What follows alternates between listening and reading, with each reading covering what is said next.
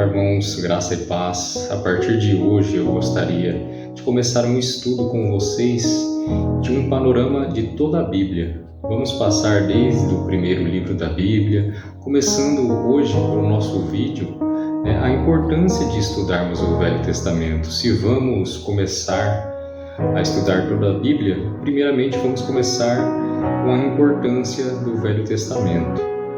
Então vamos fazer um estudo panorâmico de toda a Bíblia para termos uma compreensão melhor de toda a Palavra de Deus. Amém?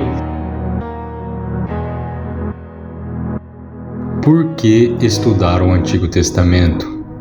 Disse certo cristão na China: ler o Antigo Testamento é como comer lagosta.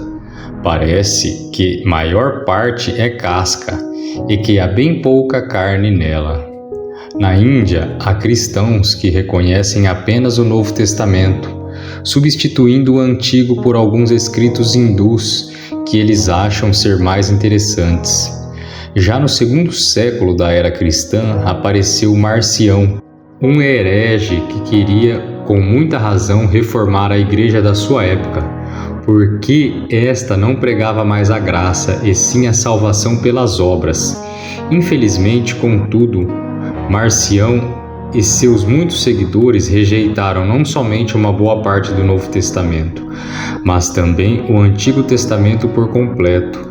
Infelizmente, a Igreja não se arrependeu do seu moralismo e não se propôs a proclamar a salvação graciosa em Cristo. Isto lhe custaria mais de 14 séculos, e mesmo assim apenas uma parte reformar-se-ia, mas felizmente a Igreja ficou com a Bíblia inteira, inclusive o Antigo Testamento. Nos últimos 18 séculos, a Igreja, como um todo, nunca mais experimentou uma rejeição tão completa e violenta do Antigo Testamento como a realizada por Marcião.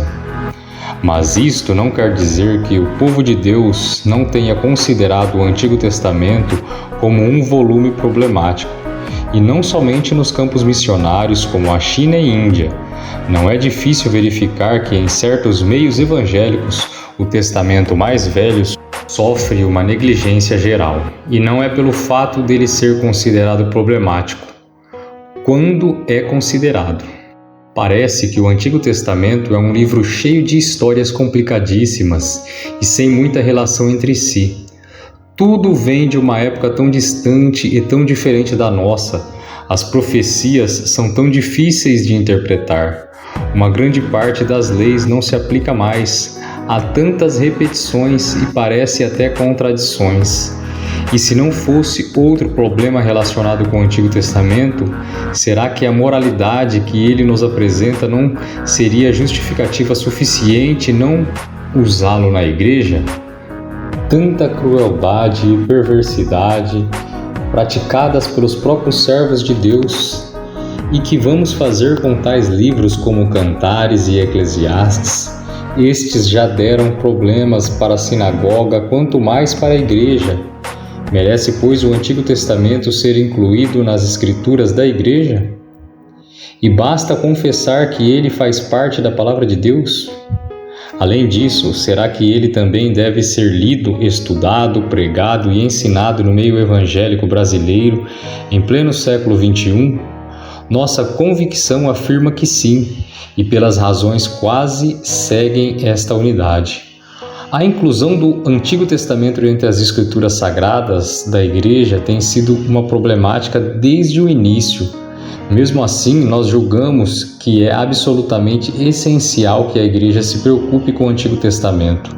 Em primeiro lugar, olhando o número de páginas no Antigo Testamento e o número da Bíblia inteira, é fácil verificar que o Antigo Testamento representa 3/4 da Bíblia. Se você não se preocupa com o Antigo Testamento, portanto, você está negligenciando uma boa parte da própria Bíblia. Este argumento quanto à proporção da Bíblia que está no Antigo Testamento talvez seja o mais óbvio, e é o que podemos chamar de quantidade. Portanto, o primeiro argumento para nos preocuparmos com o Antigo Testamento diz respeito à quantidade da Bíblia contida nele. que é nada menos que 3/4 do total. Isto é em si um motivo muito suficiente para me dedicar ao estudo do Antigo Testamento. Uma razão para nós aceitarmos o Antigo Testamento está baseada no fato que também Jesus e seus apóstolos reconheceram como Escritura Sagrada. Assim, o Antigo Testamento vem a nós como uma autoridade máxima. Para a Igreja, Jesus e seus apóstolos representam a autoridade máxima sobre os assuntos de fé. Assim, a Igreja reconhece o Antigo Testamento por causa da autoridade que Jesus e os apóstolos têm sobre ela. Além do Antigo Testamento, Jesus e os apóstolos não tinham uma Bíblia. E Jesus deixou muito claro que ele não veio revogá-lo, e sim cumpri-lo. Mateus 5, 17 e 18.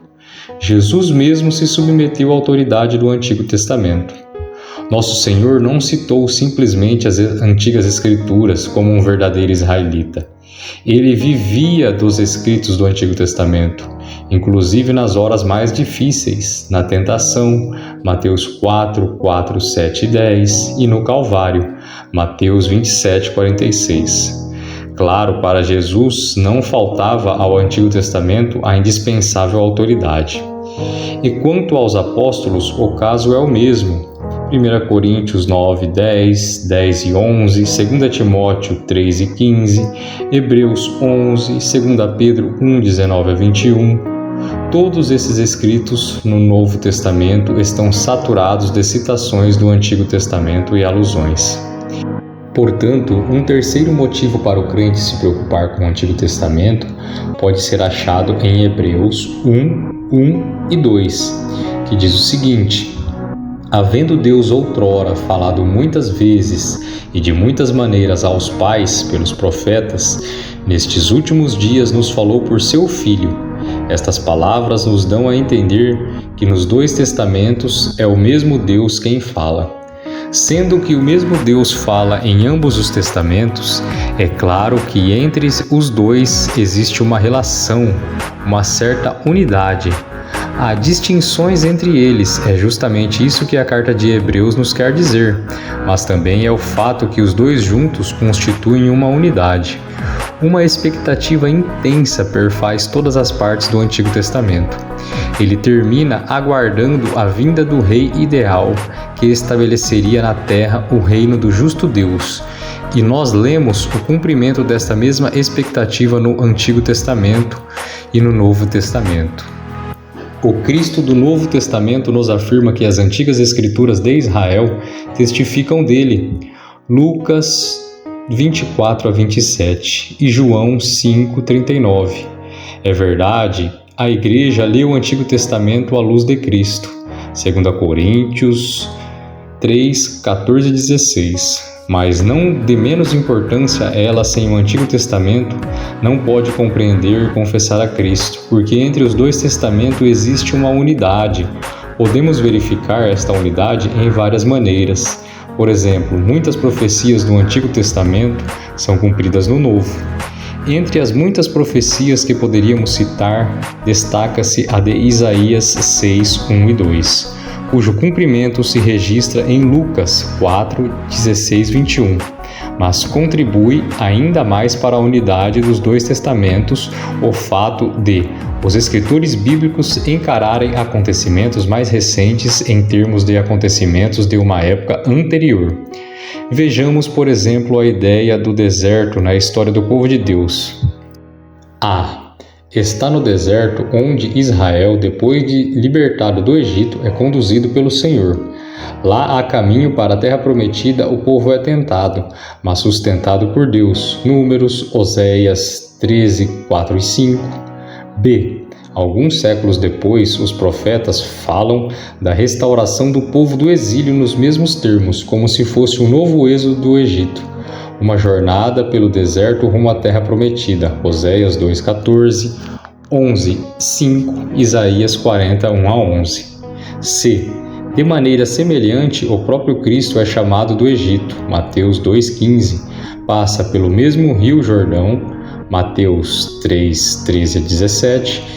E é tentado, e por Deus sustentado por 40 dias no deserto. Mateus 4, 1 a 11. rumo a Jerusalém, Lucas 13, 22, e assim por diante. Semelhantemente, o Apocalipse considera a existência da igreja atual como se estivesse no deserto. Apocalipse 12, 6. Compare com 1 Coríntios 10, 1 e 13. Estas e muito mais semelhanças que poderíamos citar também contribuem para a unidade dos dois testamentos. Mas valendo muito mais ainda do que estas semelhanças é o cumprimento das profecias, é o fato de que os dois testamentos juntos constituem uma só revelação de Deus. De fato, Jesus Cristo é o fim, o alvo desta história, mas ele não pode ser tirado dela e não é compreensível sem ela. Não devemos isolar o Novo Testamento do Antigo, porque juntos eles formam uma unidade. Portanto, até agora estes três argumentos que nos obrigam a estudar o Antigo Testamento são resumidos nas palavras quantidade, autoridade e unidade. E por fim, em 2 Timóteo 3, 14 e 17, encontramos uma quarta razão para estudarmos o Testamento mais antigo. É sobre ele que o apóstolo escreve estas palavras ao jovem Timóteo. Desde a infância, sabe as sagradas letras, que podem tornar-te sábio para a salvação pela fé em Cristo Jesus. Toda a Escritura é inspirada por Deus e útil para o ensino, para a repreensão, para a correção, para a educação na justiça, a fim de que o homem de Deus seja perfeito e perfeitamente habilitado para toda a boa obra. Paulo, em não menos de 3 maneiras, falando aqui do nosso Antigo Testamento, salienta a sua utilidade. Então, não somente o Novo Testamento, mas também o Antigo é útil para nós. Alguns valores especiais que o Antigo Testamento tem para a igreja são: ele nos ajuda a evitar a idolatria do Estado, como acontece no comunismo ou no fascismo, ou de qualquer outro aspecto da criação. Ele nos ajuda a evitar o outro extremo, o ascetismo, ou seja, menosprezo por qualquer aspecto do universo. Ele faz com que nós atribuamos a Deus o lugar central em nossa fé e nossa teologia, evitando que tudo gire em torno da satisfação do indivíduo. Ele nos ajuda a compreender que Deus está interessado em tudo que se passa entre todas as nações, inclusive a política e a justiça social. Destas e de muitas outras maneiras, o Antigo Testamento serve para corrigir e enriquecer uma fé baseada exclusivamente no Novo Testamento. Úteis para a igreja são tanto o Antigo Testamento como o Novo Testamento. Assim, não é difícil compreender que a fé e a vida da igreja, o Antigo Testamento, é de grande utilidade. Assim, quando outro crente quer saber de você por que ele deve se interessar pelo Antigo Testamento, você poderá lhe responder: por causa da quantidade, da autoridade e da unidade e utilidade. Portanto, quanto ao Antigo Testamento, você deve se aperfeiçoar no seu conhecimento. Por fim, termino com uma citação de Lutero, que diz: a Bíblia é o presépio de Cristo.